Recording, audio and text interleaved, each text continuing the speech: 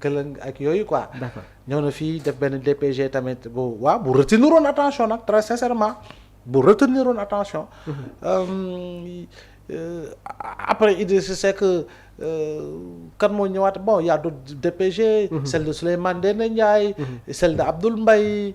Celle de Mimi Touré, celle de Boun Abdallah Dionne, celle de Amadou Ba et cetera bon DPG yu bari dans un même régime. boo koy xool DPG bi jiitu ba mooy njëkk retenir sa attention le plus souvent. xam nga parce que tamit nguuru président Macky Sall da ngay calculer ñaata premier ministre ñoo fi jàll. c'est-à-dire que day dem ba DPG bi day nekk routine boo xam ne du retenir du safati dara. bi nag c'est la première DPG de la seconde alternance. kon boog dinañ ko xaar lu bari. d'accord si li nga xam ne moo soxal premier ministre Ousmane Sonko. alors tamit am na ay yenn question yoo xamante ne yaakaaroo ne que dina jóge professeur ci opposition bi comme des dossiers yi nga xamante ne tey jii taxoon na Sénégal nekk dans une ci benn période bu xawoon compliqué menace naa ne mais quand même revenir sur les épisodes ay affaire Adji Sarr j'ose espérer que député yi duñ si dugg parce que buñ si duggee duñ ñoo si des de. sur ce dossier waaw ñoo si des. ci naka professeur waaye affaire Adji Sarr rek ñëpp xam nañu ñu ko tëgg. problème bu mu éclaté ba tey on reste sur la même posture ça ne change pas. hier cette question jotoon naa ko poser le oustaz Assane Seck mu ne. gare à ceux qui oseront poser cette question dinañu am une réponse boo xamante ne duñ ko sax yaakaar laa wax loolu nañ si dugg. ci naka professeur. Mais Mamou. oui tamit yow tamit xam nga ni moos l'affaire Adji Sarr là c'était une grosse pièce de théâtre mal jouée mal interprétée mal écrite waaye mooy jur résultat yi nga xam ne yaa ngi koy événement douloureux yi ngay wax noonu malheureusement. oui les acteurs ont été mauvais. Les scénaristes ont été mauvais. Les interprètes ont été mauvais. Et tout leneen amu ci. ce dossier ñu jàpp ne que kenn du ko relancer waat parce que gis nañu Ndeye Khady Ndiaye tamit moom bëgg ñu àttewaat affaire bi.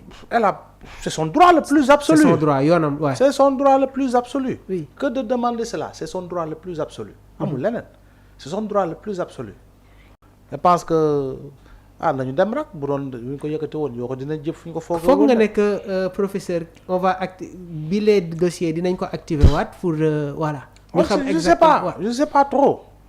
mais je dis encore une fois c'est un dossier qui a fait mal au Sénégal.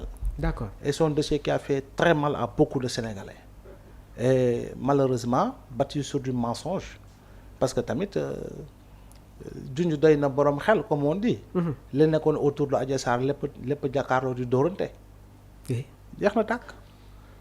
sur le plan économique ñu gis une personnalité comme Amadou Ba nekk ci biir hémicycle bi gëm nga ne que il peut y avoir tamit une discussion. entre les deux qu'il soit présent d'abord oui. ndax nekkul opportunité Amadou Ba nekk ci biir hémicycle bi pour wax ak Ousmane Sonko qu'il soit assidu comme tout d'autres députés. qu'il soit assidu. Et qu'ils posent les débats qu'il faut avec l'expérience qu'ils ont ça peut aider véritablement à relever le débat mais également à enrichir le débat. D'accord. Mais également à aller dans le sens de pouvoir donner peut-être des propositions pour des réponses beaucoup plus complètes et beaucoup plus concrètes. Donc ça doit être une opportunité pour l'ancien premier ministre du Effectivement, Sénégal. c'est une opportunité autant pour tous ceux qui étaient dans l'ancien régime. Le débat économique sera mieux relancé et le Sénégal s'en portera mieux. Transport terrestre, face à l'indiscipline et au non-respect du code de la route, le Premier ministre Ousmane Sonko opte pour la fermeté, sanctionner les excès de vitesse ak dépassement dangereux yi et sur la ligne continue, les surcharges de bagages et les cas de transport mixte les surnomme. Donc ñu gis Ousmane Sonko wax sur cette affaire-là jamono ji nag il faut que ñu réguler lépp luy jëm ci wàllum transport. C'est une nécessité absolue. Oui. Transport terrestre moom foog ñu réguler ko. ñu koy waxtaan sànq déjà problème mu embouteillage mais indiscipline bu am. il faut ñu changer lu bari. Oui. dooru yi fatt nañu nit ñi am nañu njariñ waaye fatt nañu nit ñi toj rétroviseur mbëkk oto jàmbur. mbëkk ay nit duñu taxaw feu rouge sens interdit. rond-point sens giratoire seen yoon nekk aussi. ligne continue seen yoon nekk aussi. ligne discontinue seen yoon nekk aussi.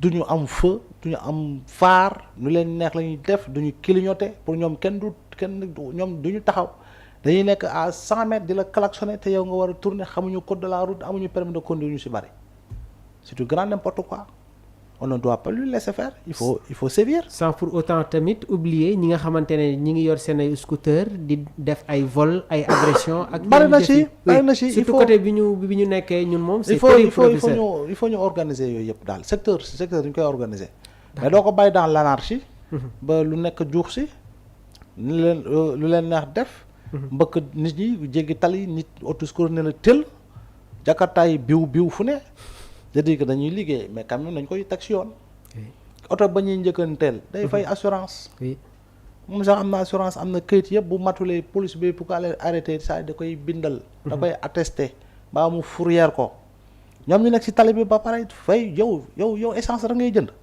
yow fayoo juuti fayoo dara amoo assurance amoo permis ba pare di fëy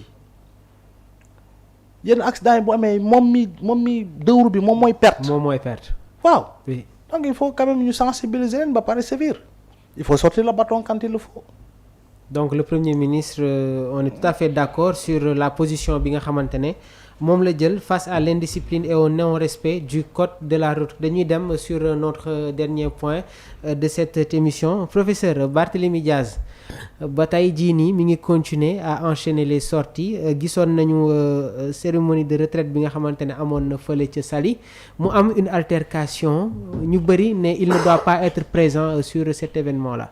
Ouais, pourquoi il est là-bas il doit pas être présent. waru fa nekk. non lii am na déposé na recours na toog xaar lu mu fay wuti. jàpp nga ne que. il ne fait pas partie du conseil municipal de Dakar. bokku si léegi na xaar le recours n'est pas suspensif. Est-ce que Barth ne doit pas montrer une élégance surtout à travers épisodes yi nga xamante ne mi ngi enchaîné wu si kawam ni professeur dafa war a toog xaar def na recours na toog xaar ba justice prononcé wu li muy def ni si maire Dakar lu tax bu ñu ko rajee assemblée lu tax chaque jour du sol écharpam dem commission wala plénière du poste la lu tax defu ko assemblée nationale boobu léegi da nga ko gis ci assemblée bu dafa dugal dafa saisir conseil constitutionnel si conseil constitutionnel tey déclaré wu na incompétent mooy ñàkk na mandat am mais léegi lu tax diggante bi boobu léegi solul écharpam dem fële assemblée waaye quand même nañu respecter loi bu fekkee ni dañoo bëgg loi delloo ñu li nga xam ne moom lañ jàppee moo di loi gu jub dañuy respecter loi. ñu gis tamit mu attaqué la société civile bi nga xamante ne ñi ngi ko doon jëlal part professeur. mais Barth daal fu mu toll nii daal moom. sur le discours. il commet beaucoup d'erreurs sur les choix sur le discours sur la communication il commet beaucoup d'erreurs énormément d'erreurs pour man sama gis-gis la nag il a commis trop d'erreurs ci diggante bi énormément d'erreurs te bu daloon tuuti ànd ak ñu mu war a àndal. di wax ak ñu mu war a waxal jàpp naa ne lu bari ci erreur yu mu commettre du ko commettre. le face à l'actu mu nekkoon ponk yi nga xamante ne moom lañ leen indiloon tey ci bile débat donc professeur ñu ngi lay jaajëfal bu baax ci kàddu yi am solo yi nga xamante ne yaa ngi koy indi tout le temps ci débat yi nga xamante ne ñu ngi koy def fii ci biir DKR 221 xam naa ne ba tey jii ni état de santé bi dafa xaw a kii ma bàyyi la nga tàggatoo ak mbokk internet yi. waaw tawfeex ak tey si ñëpp inchallah. Merci beaucoup professeur merci beaucoup aussi à vous les fidèles internautes de DKR 221 donc ñu ngi leen di jaajëfal bu baax a baax ñu souhaiter aussi un joyeux Noël à toute la communauté chrétienne et d'ici là restez connectés l'information continue jërë ngeen jëf.